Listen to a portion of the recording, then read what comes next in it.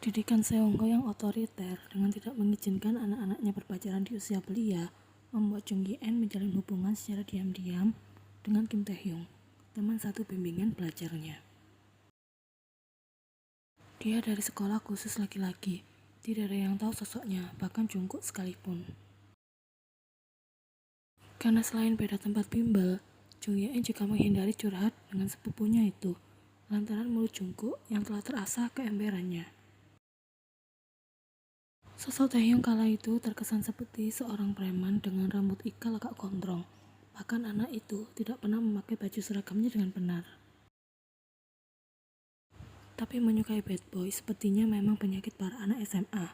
Jika bisa mendapatkan preman sekolah, maka gadis itu bisa disebut sebagai sang penakluk. Ia tidak menaklukkan Taehyung. Pemuda itu hanya membantunya terbebas dari para pemalak yang kemudian berakhir dengan mereka yang menjadi akrab dan kemudian mulai berpacaran hampir selama 1 tahun lamanya.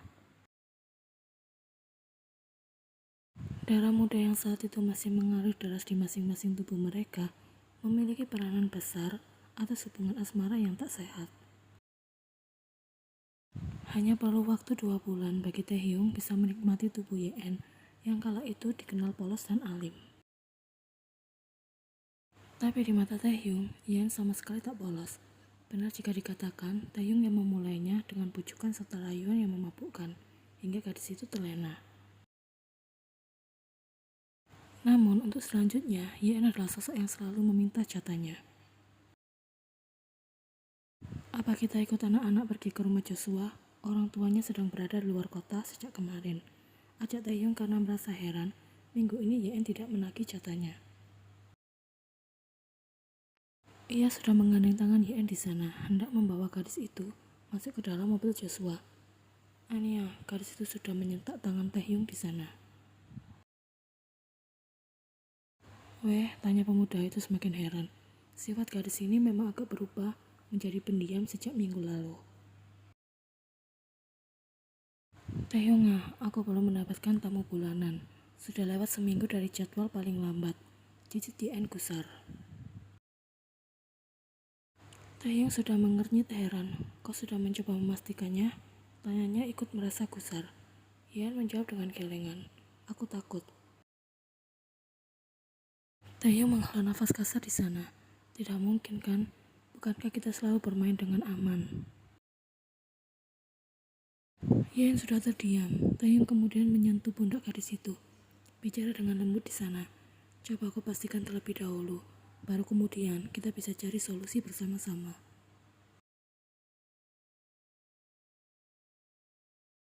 Masih di tempat ketemuan yang sama, Yi-en menemui Taehyung setelah pulang dari sekolah.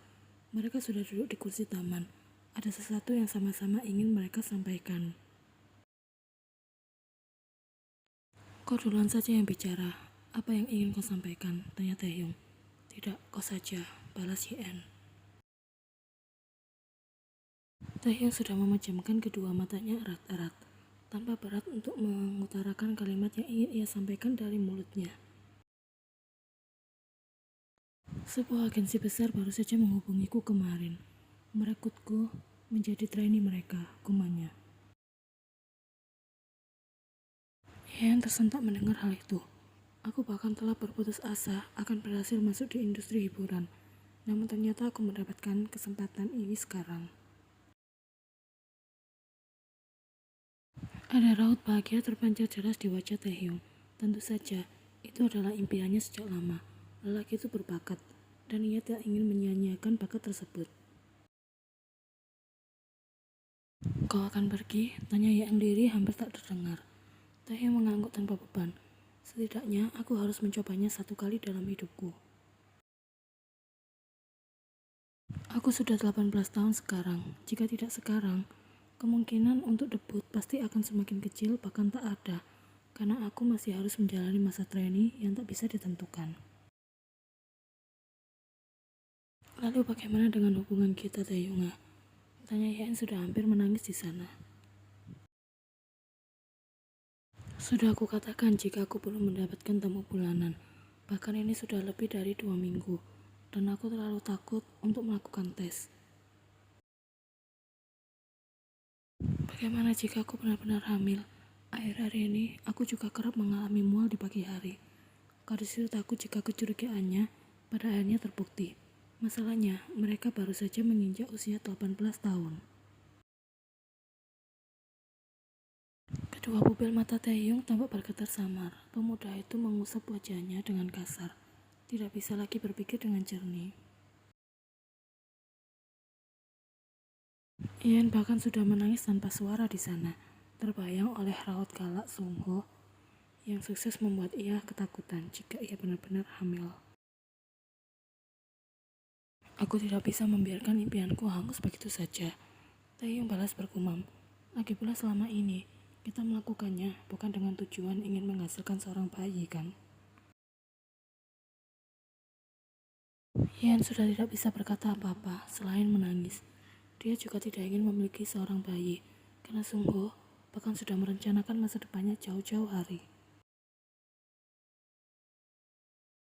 Apa pendidikan yang akan ia tempuh, juga pekerjaan apa yang akan ia lakoni di masa depan.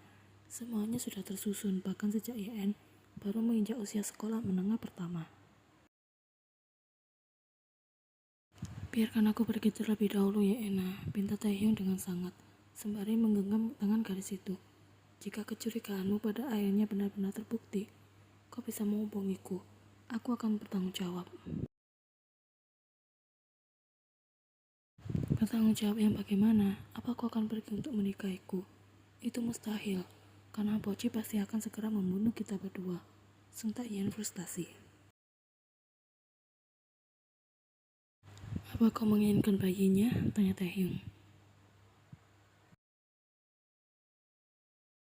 Taehyung mengangguk mengerti. Tenanglah, ia sudah memeluk gadis itu, sembari mengusap belakang kepalanya, membiarkan tangis Ian tumpah di pundaknya. Untuk berjaga-jaga, aku akan meminta Joshua mencari klinik terpercaya. Tangis Ian semakin menjadi mendengar kalimat yang baru saja keluar dari mulut Taehyung.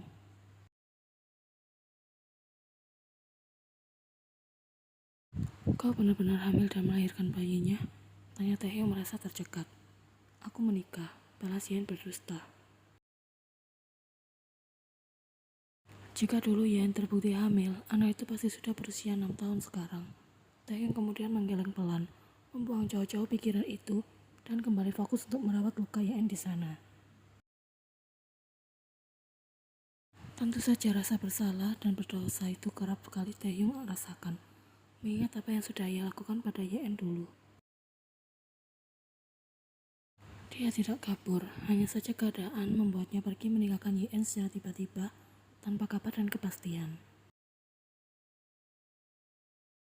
Jika aku boleh bicara jujur, kau adalah mantan yang tidak pernah bisa aku lupakan. Gumam Taehyung. Oh ya, sayang sekali, kau tidak sespesial itu bagiku. Aku bahkan sudah lupa denganmu, bahkan sebelum genap 1 tahun kita putus. Lagi-lagi Ian berbohong. Tapi seingatku kita belum putus ya, Yana. Kalau begitu mari putus sekarang juga. Balas Ian. Taehyung menatap Ian di sana. Kau sekarang tampak sangat berbeda, Yana. Semua orang berubah seiring dengan bertambahnya usia. Tidak mungkin juga di usia yang sudah mencapai 25 tahun ini, aku masih bertingkah seperti bocah berusia 18 tahun. Taehyung mengangguk setuju. Kerja saja yang benar.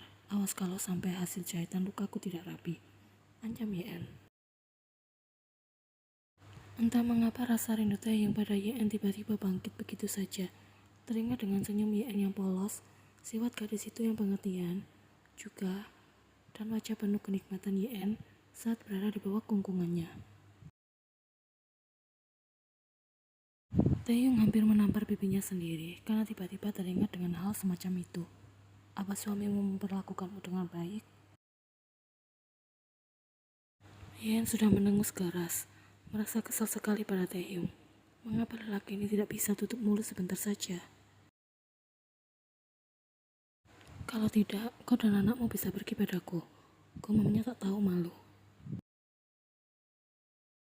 Pergi padamu, ulang Ian. Kau bisa berkata seperti itu setelah kemarin pergi meninggalkan aku begitu saja. Kau bahkan sudah menunjukkan kualitasmu yang rendahan sebagai seorang laki-laki.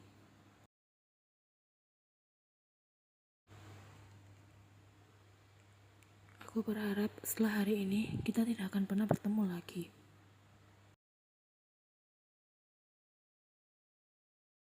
Di mana Seokjin Oppa? Tanya Yeon begitu melihat Jungkook yang datang menjemputnya. Menjaga para tuyul. Setelah kedatangan Kim Seokjin, aku seperti tidak ada artinya bagi mereka. Airin bahkan mengusirku dari apartemen dan bilang tidak lagi membutuhkanku. Keluh Jungkook sakit hati. Yeon sudah tertawa di sana. Seharusnya kau senang kan? Mereka tidak akan merecokimu sebentar lagi. Kau bilang mereka terlalu berisik dan membuat kepalamu menjadi pusing. Jungkook berpikir sebentar, kemudian mengangguk setuju. Iya benar, kenapa aku rasa sakit hati ya? Gumamnya sendirian. Mereka kemudian keluar dari ruang UGD, masih dengan mengobrol dan tertawa bersama.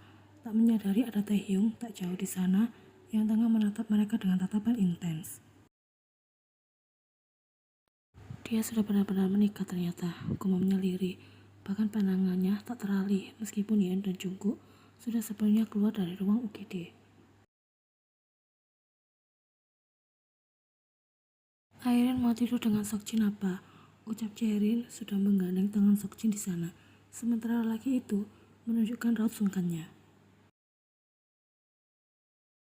Tidak boleh, Airin dan Woni biasanya hanya tidur berdua. Jadi tidak perlu ditemani oleh Seokjin apa? Tolak Yeon tegas. Weh Momi, Airin kangen Seokjin apa? Anak itu sudah bersiap untuk menumpahkan air matanya. Begini saja, biar aku temani anak-anak sampai tidur, baru kemudian pulang.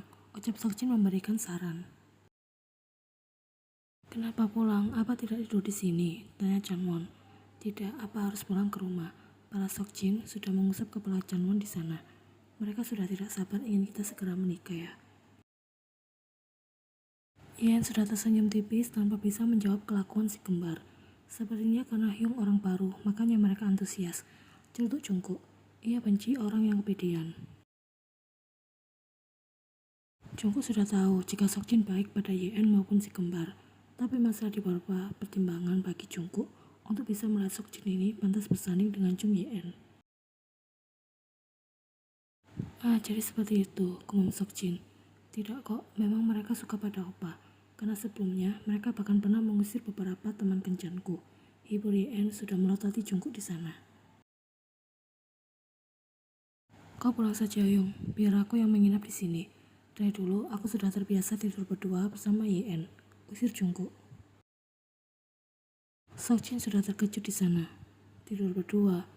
Iya, berdua bersama satu ranjang. Jungkook menekankan setiap kalimatnya.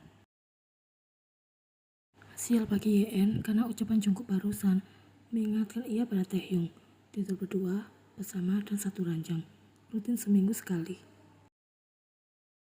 Yeon tiba-tiba menjerit sembari menutupi wajahnya. Pikirannya benar-benar gila dan agak liar. Mengabaikan semua orang yang kini sudah menatapnya dengan heran. Momi kenapa? Tanya Chanwon. Apa Momi melihat hantu? Jarin ikut mengajukan pertanyaan. Jungkook sudah mendengus di sana. Setidaknya jangan kumat di depan para tuyul.